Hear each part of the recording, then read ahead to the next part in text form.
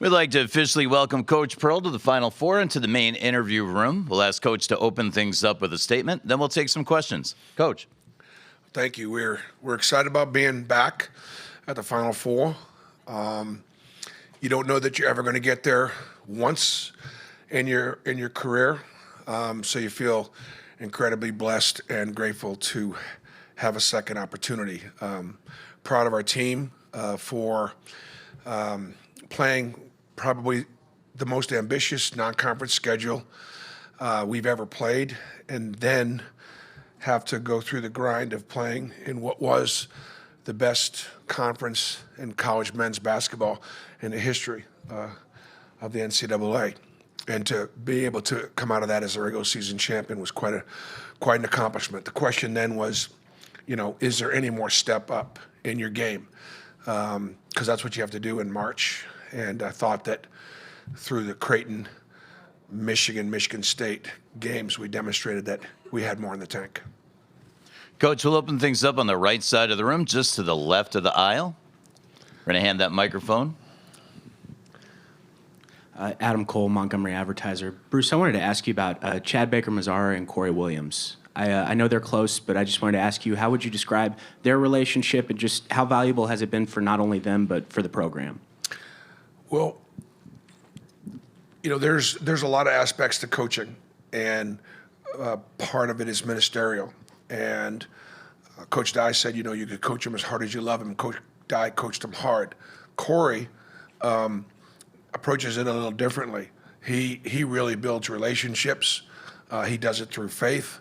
Time is a love language, and Corey spends time with Chad and has gotten to know him really well, and is able to help him navigate through different challenges. And when you are able to build trust in a relationship between a coach and a player, you can get through difficult things, and there's nobody that you'd rather celebrate success with than somebody that sort of helped you get through that stuff. Coach, our next question on the left side of the room, toward the back. Sorry.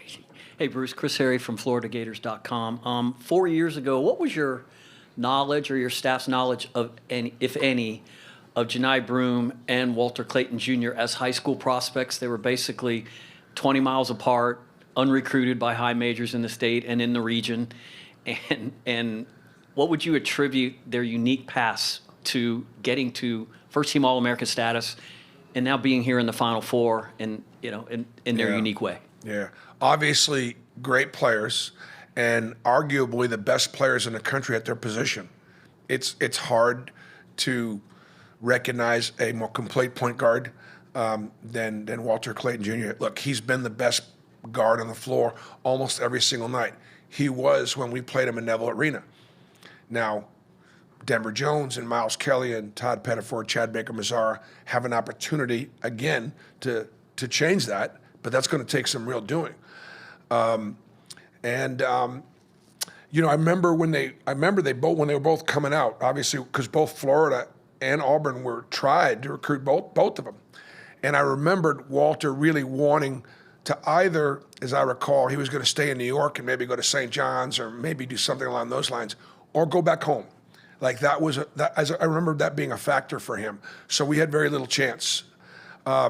With Janai, we had two advantages. One, we had played Morehead State earlier that year, and so Janai got a chance to play against Jabari Smith and Walker Kessler and watch what kind of phenomenal year they had. And by playing in Neville Arena, he saw the jungle and he saw the incredible home court advantage that we had. And then, of course, when both of those guys went and drafted in the first round, Janai knew the opportunity was wide open at Auburn. Florida was bringing back one of their good big kids. And who's that? Yeah, Castleton. And our cupboard was bare. So he knew that he could come in, and we have taken full advantage of the big fella over the last 3 years. Arguably the best transfer because of the 3-year impact he's had, maybe in the history of the portal. Coach, next question, second row center, Adam. Hey, Bruce. Adam Zagoria, good to see you. Good to see you. Tahad seems to have embraced coming off the bench as a sixth man, not everybody would embrace that. Can you just kind of talk about, were there any struggles in getting him to embrace that role and just maybe the Jersey City toughness that he brings? Yeah. I suppose some would just sort of expect that to be a problem. Great player, one of our best players, and yet only started one game because of, I think Denver was injured. And not a word. Not a body language, shoulder shrug, roll eye ever from Tahad. Because if he did, his dad would slap it right out of him, Travis. In the sense that, Tahad great respect for the guys like Denver or Chad or Cheney that were in front of him. And they were seniors. And now, he may not feel the same way if he's not in there at the end. And in case you hadn't noticed, he's almost always in there at the end. So I just think it's about being raised right. It's about being raised to sort of have a level of respect and manners for the position of a coach having to make those decisions, and then a player that is not worrying about what he can't control. And so he's been a unbelievable, one of the best freshmen in college basketball this year. I mean, you look at him and Cooper Flagg and maybe a couple of others who's had greater impact on the success of the team than those two guys. So he recognizes he's gotten the notoriety. He also recognizes that he's always been overlooked because he's 5'11", and he'll be overlooked in the Final Four again. But he has the opportunity to prove you that he's pretty special. And the Jersey City toughness, it comes through all the time. That confidence, he feels prepared. Dad played him up his whole life. He always played against older kids, so this is nothing new to him. One row back. Hey, Bruce, over here. West to Orlando. I'm sorry. I know that you kind of gave Todd Golden his start in college coaching, and he has a special relationship with your son Steven and you as well. What is that relationship like with him and now having to go against him in the Final Four? Well, here's the thing. I didn't give him his start. He actually got his start at Columbia with Coach Smith, who's a huge, huge part of his coaching tree and family and everything like that. But I did give him his first shot at the Power Five. What is significant about it is I'd been out of coaching for 3 years. When I was getting back into coaching, I was putting my staff together, and I brought my son, Steven, and I brought Todd and a couple of other guys that I really trusted. And I think that meant a lot to Todd. And Todd recognized how close I was to my coaches, how much I relied on my coaches, how much I expected of my coaches, and the bar that we set about the way they behaved, the way they taught, the way they carried themselves. Even though I only had Todd for 2 years, he helped lay the foundation. He helped get some of the recruiting started, which really helped us in our 4th year. Todd and Megan had just gotten married, so they were newlyweds, and they had their first son while he was at Auburn. I was one of the first to hold his son. So there's a very close connection. And all the while, he becomes best friends with his fellow assistant, Stephen Pearl. And the relationship has lasted. Coach, up front, left side. Hey, Bruce. Robbie Listella, bracketshere.org. It seems like people have been trying to find ways to write off Auburn ever since the plane incident, but you guys have never let that happen. You guys just kept on grinding. When there's that target on your back as a number one throughout the year, how do you go about pushing away all that outside noise? And is it any different here now in the Final Four? No, what I've tried to do all year long is demonstrate that this is uncharted waters for Auburn men's basketball. We had some great moments in our history, great coaches, Sonny Smith and Cliff Ellis, great players, and Charles Barkley and Chuck Person and several others, but no real sustained great success. And here we are at the Final Four. Like Houston's won national championships. They've got history with Guy Lewis. They've been here before. You know, Duke's, that story's been over and over again, right? And Billy Donovan took Florida here, won a couple national championships, so Florida's got more history. We come in as the overall number one, but we're probably considered the 4th best team here right now. So there is nothing new, and I prefer the underdog role rather than having to prove, that we're as good as we say we are. So we're going to take that underdog role into the Final Four and see if we can capitalize on it. On the right side, Aaron. Hey, Bruce. Aaron Beard with the AP. Obviously, this is 2 Final Fours in short order for you in a short span. There's been a lot of discussion about revenue sharing, especially in a time when football is commanding the spotlight with media deals and money and everything else. I'm curious kind of how you view the way basketball fits at Auburn in the new landscape in terms of resources and all these things, because here you are and, you've built an elite program. I think every day the rules change. And I think that could be the case every day leading up to the next several days. So I couldn't answer the question because I don't know exactly what revenue sharing is going to look like. I don't know. We don't know if the case is going to be settled. I'm just glad that the student athletes are finally able to be compensated. And the market has demonstrated that they've been worth a lot more than what they've been compensated in the past. But we do need some guidelines, absolutely. Because if we want to have a true national champion, then when the ball gets tossed up, we've all got to be playing with the same resources and the same rules, generally speaking. That's what they do in every other professional sport. So I really don't know, what that's going to look like. I'm sure in the SEC, we're going to be committed to being excellent in everything across the board, men, women, all sports. I don't see the SEC or Greg Sankey creating a revenue share where we can't maintain the level of competitiveness that we enjoy right now. Coach up front, left of the aisle. All right, Bruce, Philip Marshall, Auburn 247 Sports. This is kind of there's a division in this tournament. There's 2 old guys and 2 young guys.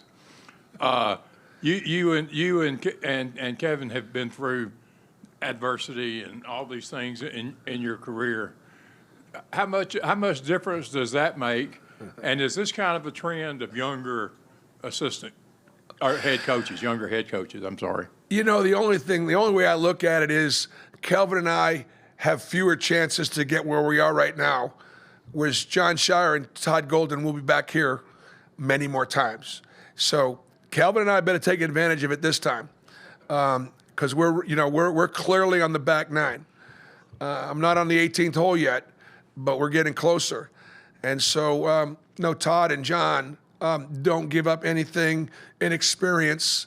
They just give up a little bit, and they don't have as much gray hair, and they may not have been beat down as much as Kelvin and I have been over the years. Couple of rows back, Justin. Hey, BB, Justin Hoganson, Auburn Live. Sorry if you were already asked this, but what do you kind of remember about that Florida game? I remember afterwards you talked about sort of a hunger level on their part, them being hungry, and obviously defensively not one of your best games. Do you still look at it the same way after you've probably looked at more film of it?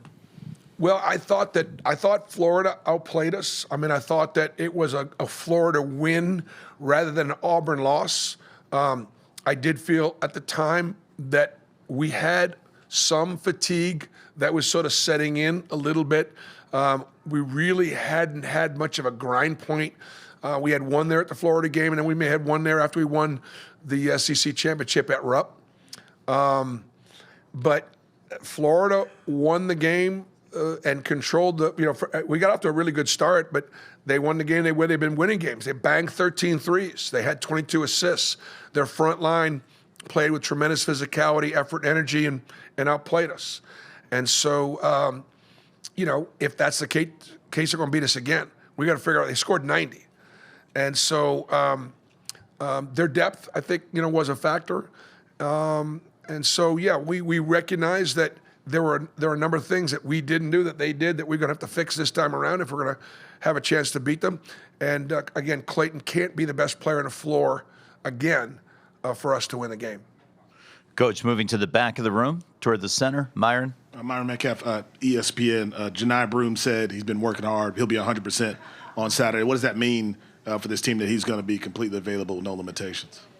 Well, I'm glad he feels that way. Today was the first day he moved and practiced, so I was glad to see him. Obviously, good to see him out there. And the one thing Janai Broom showed in this NCAA tournament, that there was another level, there was another gear. Everybody keeps watching him and wondering, when is he going to fizzle? When is he going to not show up? And he again managed to step up.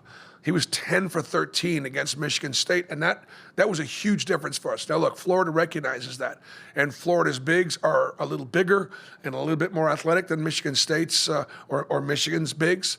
But Janai was the MVP of the South region, and we rode him hard, and we're going to ride him hard again on Saturday. Center of the room, Coach. Is it on? Back left microphone for you, Aaron.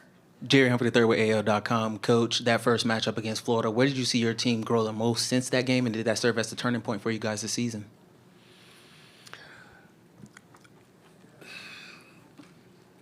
I think when you go through the grind of the SEC, that it's really hard to have it every night. And I think Florida had it that night. I do. I played great. Now look, and we maybe didn't. I have been saying since prior to the Florida game that I think Florida's playing the best basketball of anybody in the country. I've said it publicly a dozen times. Now, is that a slap in the face to Duke or to Houston or to my Auburn team? No, it's not. That's how I have felt. Does that mean we can't beat them? Of course not. But Florida, I felt that way going into the game. And then in the game, they showed us that. They were better than us, and we were the number one team in the country. So I don't know that we've improved that much. We know, maybe we know a little bit more of who we are and what we have to do in order to win that game, the things that we didn't do the first time. Back of the room, 2 seats in. Bruce, Nathan King, Auburn Undercover. You mentioned Florida's bigs. I know the physicality and rebounding, that was a challenge you presented to your team going into the tournament. How well do you think they've responded to that throughout 4 games here, and how much better are they going to have to be as compared to that first matchup against Florida? Yep, almost asked and answered. I mean, I think in a sense that we've stepped up with our physicality. We've competed very well on the boards. We've been really good on the offensive glass, and we've been able to win those matchups in 4 games. This is what Florida's strength is. They're plus 12.5 rebound margin right now, and they have 5 bigs that they rotate, and right now we're rotating 3. Depth is usually a strength of mine. We typically in my career been a guy that's played 9, 10 guys double-digit minutes. We're really only playing 7, maybe 8. The length of the timeouts, the extra 5 minutes at halftime, gives a team with a little less depth an opportunity to maybe get a little bit more rest. But obviously, what takes its toll are the number of bodies they're going to put on our leading scorer in Janai Broom. And they know it, we know it, he knows it, and we're ready for it. Likely the final question to the left of the aisle. Hi, Coach. Kiana Martin with CBS Sports, and my apologies if you already answered this, but just considering that you guys are a team that's built on experience, you consider your starters being seniors here and in the years of COVID years and so on and so forth, how have you seen this maybe be a benefit to you and your team? This is it. Like, we're running out of one shining moments. Like, we do it now, or like Dylan Carwell, so this is his last free breakfast. Any morning, he's been prepared to wake up and not have a free breakfast. And so, there are a lot of T-shirts out. We want Dylan to continue to eat free. And so I think that's what it is. It's just a level of desperation that knowing that tomorrow could be our last game every single time for this group. And so they don't want this to end. We want to thank Coach Pearl for joining us here in the main interview room. Coach, welcome back once again to the Final Four. Thank you. Great to be here.